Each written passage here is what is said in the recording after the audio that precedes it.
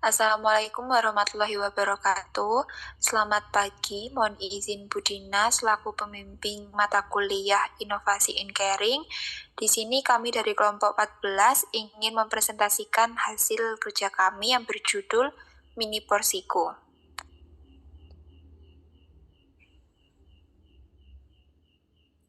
Dengan anggota kelompok, yang pertama ada Mada Nurizan, yang kedua Gana Melinda, Sela Permatasari, Korisha Mutahara, Devi Maulidia, dan Dimi Dwi. Lalu ada identifikasi masalah. Yang pertama ada masalah keperawatan, yang kedua ada penanganan masalah keperawatan, dan yang ketiga adalah fokus area solusi. Yang pertama ada masalah keperawatan. Salah satu masalah yang sering ditemui adalah rendahnya pengetahuan ibu tentang pemberian MPASI pada anak usia 1 hingga 2 tahun. Padahal, pemberian MPASI yang tepat, seimbang, dan bergizi sangat penting untuk mendukung tumbuh kembang anak. Kurangnya pemahaman ini dapat menyebabkan anak mengalami gangguan pertumbuhan, kelambatan perkembangan, serta meningkatkan resiko masalah kesehatan lainnya. Dikutip dari Richard tahun 2011. Masalah keperawatan menurut penelitian. Yang pertama menurut Richard 2019. Hasil dari penelitian ini menunjukkan bahwa pendidikan gizi mengenai praktik pemberian makanan tambahan melalui IEC yang tepat berkontribusi pada peningkatan pengetahuan ibu. Ada kemungkinan bahwa perubahan signifikan dalam pengetahuan ibu pada tindak lanjut 3 bulan dapat dikaitkan dengan pesan pendidikan gizi yang ditargetkan yang diberikan dalam bahasa ibu mereka. Menurut Marfu'ah dan kawan-kawan 2017, penelitian ini menunjukkan bahwa keadaan kurang gizi pada anak seringkali disebabkan oleh kebiasaan pemberian MPASI yang tidak tepat, ketidaktahuan mengenai cara yang benar dalam memberikan makanan kepada anak, sehingga dilakukan upaya peningkatan pengetahuan ibu tentang MPASI dengan edukasi gizi melalui buklet. Berdasarkan hasil wawancara pada kader Posyandu di Desa Pandanrejo RT 5 RW 5 pada tanggal 29 Maret 2025, balita yang mengikuti Posyandu sejumlah 35, usia 1 sampai 2 tahun sejumlah 15 anak, usia 3 tahun 4 anak, usia 4 sampai 5 sejumlah 16 anak. Dari 35 balita yang mengikuti Posyandu, terdapat 31 balita dengan status gizi normal dan 4 balita dengan status gizi kurang. Penanganan masalah. Berdasarkan data WHO, Indonesia termasuk dalam negara ketiga dengan prevalensi tertinggi di regional Asia Tenggara. Dengan rata-rata prevalensi balita stunting tahun 2005 sampai 2017 dengan adalah 36,4%. Menurut data Dinas Kesehatan Kabupaten Batang, hari tahun 2021, Puskesmas Sungai Puar memiliki jumlah stunting tertinggi dibandingkan puskesmas lainnya. Pada bulan Februari, kasus stunting sebanyak 5,52% dengan persentase sangat pendek 1,18% dan persentase pendek 4,34%. Upaya yang dapat dilakukan untuk mengatasi ini adalah dengan edukasi penyuluhan pentingnya posyandu dan kebutuhan gizi pada anak.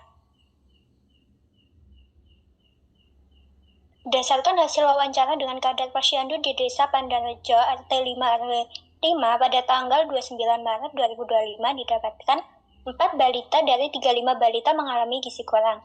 Dari permasalahan balita di atas dilakukan tata laksana dari pihak posyandu. Dilakukan edukasi porsi makan berdasarkan buku KIA. Jika terdapat perubahan pada status gizi balita, maka akan dirujuk ke puskesmas. Fokus area solusi. Menurut penelitian di Uganda, hasil penelitian ini menunjukkan bahwa intervensi edukasi gizi dapat memperbaiki praktik pemberian makanan di komunitas pedesaan Meskipun diperlukan strategi tambahan untuk meningkatkan praktik kebersihan seperti mencuci tangan. Menurut penelitian James, upaya yang dilakukan yaitu memberikan penyuluhan sebulan sekali pada waktu pelaksanaan posyandu. Media yang dipilih dalam penelitian ini yaitu menggunakan media buklet yang bentuknya tipis dan lengkap informasinya. Selanjutnya, inovasi tersebut bernama buku mini porsiku, di mana buku saku pedoman porsi makan anak usia 1-2 tahun untuk meningkatkan pengetahuan ibu tentang porsi makan anak. Desain dari produk buku mini porsiku sudah disesuaikan dengan takaran sendok makan pada anak. Buku saku mini porsiku berisi tentang pada halaman pertama yaitu berisi cover, halaman kedua penjelasan tentang apa itu gizi normal, halaman ketiga tips mencapai gizi normal usia 1-2 tahun, halaman 4 menjelaskan tentang apa itu gizi kurang, halaman 5 berisi tentang indikator gizi normal dan gizi kurang, halaman 6 berisi tentang tabel pemberian makan anak dan bayi, kemudian di halaman 7, 8, dan 9 terdapat contoh porsi makan anak dan takaran sendok makan. Untuk instrumennya berisi tentang kuesioner pre dan post sejumlah 10 pertanyaan. Baik, di sini terdapat dampak positif dan negatif inovasi. Dari 75% dampak positif yaitu peningkatan pengetahuan ibu, perbaikan kualitas makanan, pengurangan risiko kekurangan nutrisi, peningkatan keseimbangan gizi, meningkatkan kesadaran makan sehat, dan peningkatan kualitas hidup anak. Selanjutnya dari 25% dampak negatifnya yaitu keterbatasan sumber daya, keterbatasan waktu, dan keterbatasan kemampuan. Ada juga kemudahan dan kesulitan aplikasi inovasi, yaitu untuk kemudahannya mudah dipahami, dapat disesuaikan dengan kebutuhan anak, orang tua lebih sadar tentang hidup sehat, mudah diimplementasikan, dukungan dari tenaga kesehatan, penggunaan yang praktis, dan biaya yang relatif rendah.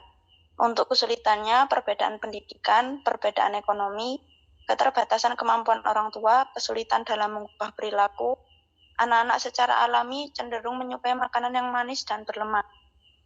Kesulitan dalam mengkreasikan menu sayuran sehingga disukai oleh anak. Yang terakhir, ibu hanya menyiapkan menu yang disukai oleh anak dan mayoritas balita kurang suka mengkonsumsi sayuran. Peran interprofesionalisme dalam inovasi, yang pertama ada ahli gizi, merancang menu MPASI dan menentukan porsi makan yang seimbang sesuai kondisi lokal dan kebutuhan spesifik anak. Selanjutnya untuk peran bidan, memberikan penyuluhan dan bimbingan langsung kepada orang tua tentang pentingnya pemberian MPASI yang sesuai kebutuhan gizi anak. Terakhir untuk peran dokter anak, memantau pertumbuhan dan perkembangan anak serta memberikan saran medis terkait pemberian MPASI. Baik, jadi seperti itu untuk penjelasan dari mini porsiku kelompok 14. Kurang lebihnya mohon maaf dan sekian terima kasih. Wassalamualaikum warahmatullahi wabarakatuh.